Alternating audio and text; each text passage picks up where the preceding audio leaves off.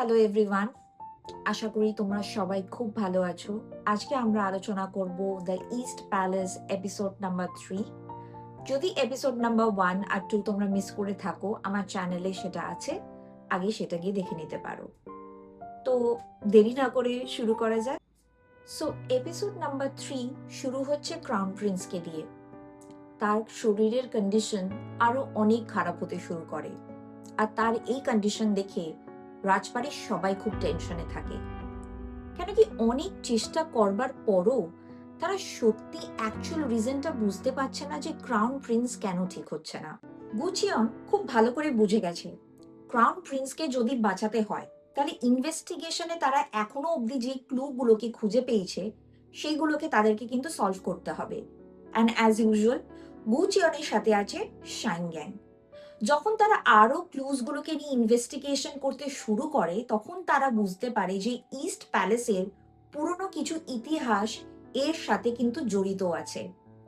মানে ইস্ট প্যালেসে আজকে যেটা হচ্ছে বা ক্রাউন প্রিন্সের অবস্থা, সেটা কিন্তু ইস্ট প্যালেসের পাস্ট সাথে একটা বিশাল বড় কানেকশন আছে। তোমরা যদি আমার এই রিভিউ বা স্টোরি দেখে ইস্ট প্যালেস এপিসোড নাম্বার 3 নেটফ্লিক্সে যদি দেখো, তাহলে তোমরা অ্যাকচুয়ালি বুঝতে পারবে আর ফিল করতে পারবে ক্রাউন প্রিন্সের এই অবস্থা। তারপর গুচিয়নকে এমন একটা জায়গায় যেতে হয় যেখানে কিন্তু যেতে অনেকেই ভয় পাবে। আর সেখানে যাওয়ার পর গুচিয়ন দেখতে পারলো অনেক ইভিল স্পিরিট। অ্যাজ ইউজুয়াল তোমার আমার মতো এটাই মনে হয়েছে গুচিয়নের যে এরাই হচ্ছে ইস্ট প্যালেসের শত্রু। কিন্তু স্টোরিটা ডিরেক্টর যেইভাবে এগিয়ে নিয়ে গেছে, বা যখন তোমরাও দেখবে বা আমিও যখন দেখেছিলাম, তখন একটা জিনিস বুঝতে পেরেছিলাম, রিয়ালিটিতে যেটা আমরা ভাবছি অ্যাকচুয়াল কিন্তু সেটা কিন্তু নয়। ব্যাপারটা কিন্তু ঠিক অন্যরকম। যাদেরকে আমরা শত্রু ভাবছি তারা কিন্তু অ্যাকচুয়াল শত্রু নয় ইস্ট প্যালেসের। তারপর গুচিয়নের সামনে আসে এমন একটা রহস্য ইস্ট প্যালেসের, যেটা এই স্টোরিটাকে পুরো 360 ডিগ্রি টার্নওভারে নিয়ে চলে যায়। গুচিয়ন কিছু এমন রহস্যর কথা জানতে পারে যেটা রাজা নিজেও গুচিয়নের কাছ থেকে লুকিয়ে গেছিল। সেইগুলো গুচিয়নকে বলে সেই ইভিল স্পিরিট। কিন্তু কে সেই ইভিল স্পিরিট? আমরা যাকে দেখে ভেবেছিলাম কি সে, না অন্য কেউ? তার জন্য কিন্তু ইস্ট প্যালেস নেটফ্লিক্সে আপনাদেরকে দেখতেই হবে। কেন, গল্প শোনার সাথে সাথে বা আমার ফিডব্যাক শোনার সাথে সাথে তোমরা যদি এই এপিসোড বা এই সিরিজটা দেখো, আরো জিনিসটাকে সুন্দরভাবে কানেক্ট করতে পারবে।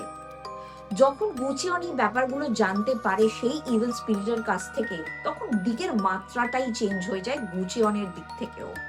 সে এটা বুঝে গেছে যে জিনিসগুলোকে এবার খোলাসা করতে গেলে অন্য একটা পথ নিতে হবে। ইস্ট প্যালেস এপিসোড নাম্বার 3 যেখানে শেষ হয়, আমরা বুঝতে পারি যে এখনো কিন্তু পুরোপুরি ভাবে ক্রাউন প্রিন্স আর ইস্ট প্যালেস কিন্তু নিরাপদ নয়।